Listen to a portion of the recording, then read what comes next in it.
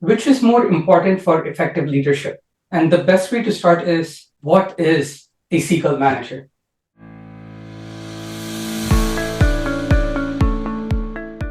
Thank you for joining us today in our podcast, Seagull Manager. We have Jack Dunnigan, who is going to be our guest speaker. And as always, we have the talented and intelligent Zaha, who's joining us again on Grow Your Mind podcast presented by Grow You Now. Jack is a dynamic business and sales executive. He knows how to make things happen. That's the best way to put it. Jack is just not a leader, but a mentor, and he's been guiding global teams with over 500 sales, channel sales, and marketing professionals. So join me and welcome Jack today. Thank you for having me. And the best way to start is, what is a Seagull Manager? A Seagull Manager is a seagull that comes in or flies in. They usually make a lot of noise like a seagull, and they make a mess and leave. The best way is as a parent, I'm sure everybody gets enough of Finding Nemo at some point. There's only one animal in there that says only one word in all of it, right? Starfish can have a complete sentence, but the seagulls only say mine, mine, mine, mine over and over again with that lack of intelligence in their face. So, a lot of times you'll see the Seagull Manager flying around and kind of repeating the same message over and over again. And just in the end, you'll go, wow, that really wasn't effective. I think that's a brilliant description because they just stick to the same repetitive thing that they have to say. The question is, in your opinion, which is more important for effective leadership, which is genuine engagement, meticulous planning, clear communication, empowering team members?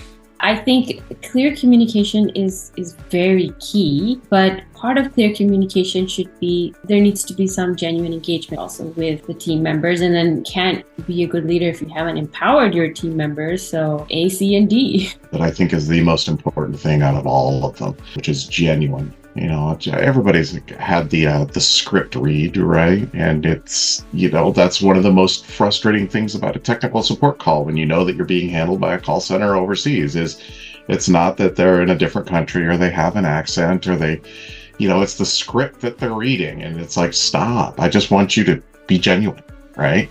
And that, I think that lack of being genuine is really what sets us off emotionally in those types of engagements. And I think as humans, that's what we want, is to have that genuine engagement. All of us use customer support calls. Phone doesn't work, or your flight was delayed. And you're right, they typically have a script. We're not necessarily bothered by how they speak, but it's just, do they genuinely connect and empathize? Can they empathize with our situation? I think it's so important to feel that your leader or your manager has your back, genuinely. In terms of leadership, it's almost impossible to follow someone who you don't feel is genuine. So we do have someone who says, agree. It is like, can you walk the walk and not just talk the talk? And I think that's so true. What about situations where managers do fail to do exactly what you said? They don't walk the walk, but in their mind, they don't think they're doing that. So is there other examples where managers think that they are walking the walk, but they're not doing it? And a true leader will really spend the time. And, a Seagull Manager, just like in Nemo, where they're going mine, mine, mine, mine, mine, and they just continuously are talking. The problem with the Seagull Manager is they view their role as projecting versus listening. And that's the most important thing for me that you need to do. You need to listen, the whole, you got two ears and one mouth. It takes discipline. Sit back and listen. When you're meeting with your teams and you're listening to your teams or partner organizations or customers, most importantly, that's where you find it out. And that's where the gold is. Seagull Manager's famous for when they get back from a trip, everybody does some sort of trip report. It just happens. You do the tally of action items given, action items taken. And then if that's a really unbalanced situation where you didn't take many action items, but boy, you gave out a lot of action items, here's your sign. You might be a Seagull Manager.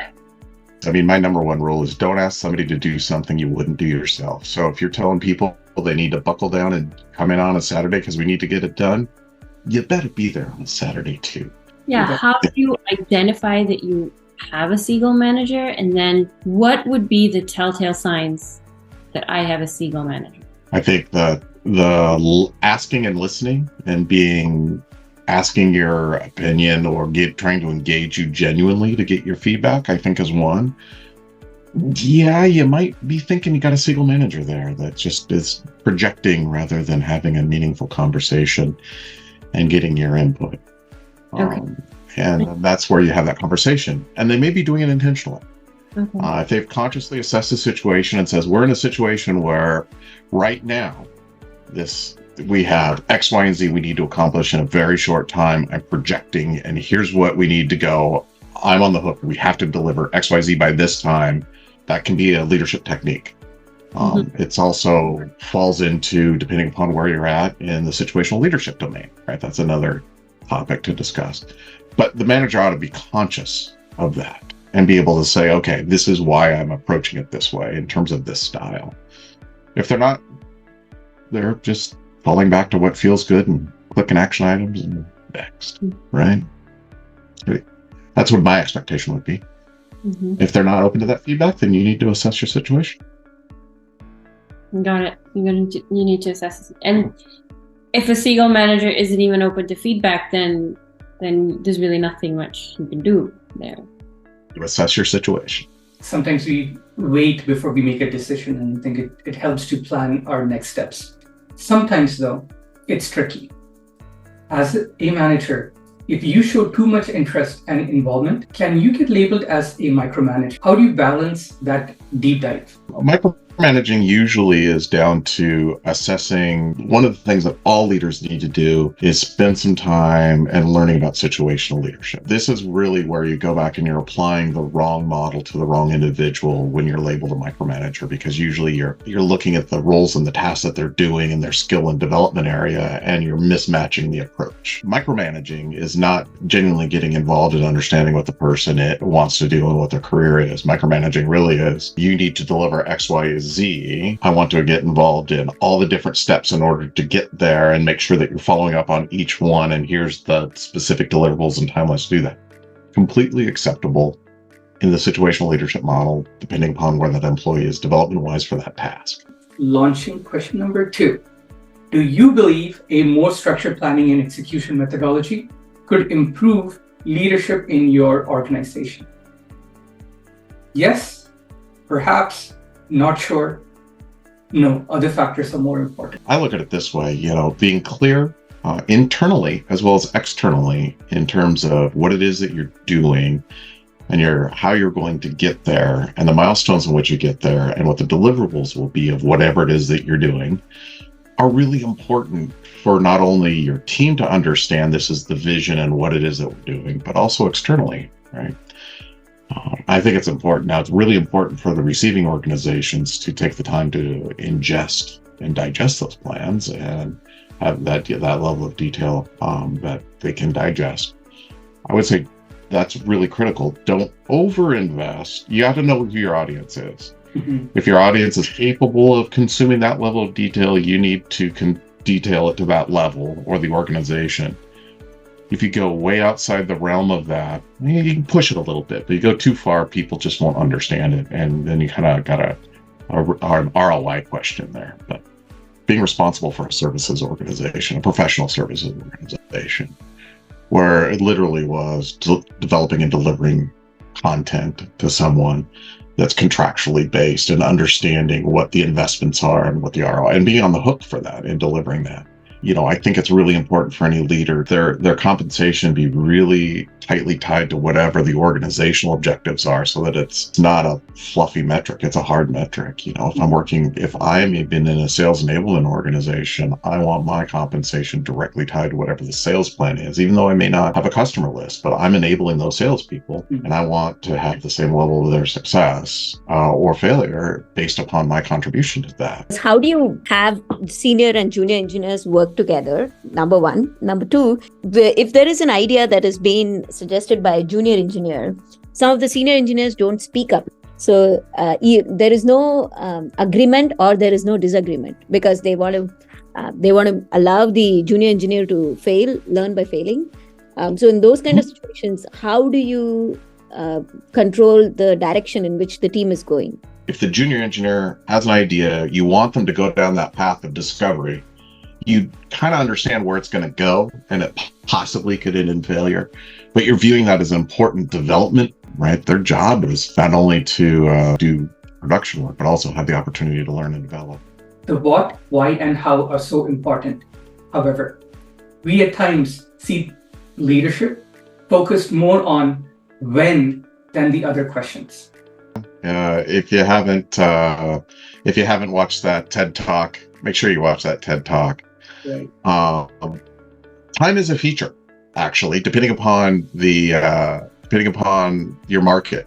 So that often can get forgotten, where especially in engineers, they're focused on what that is they're delivering and when it comes to market, how it comes to market.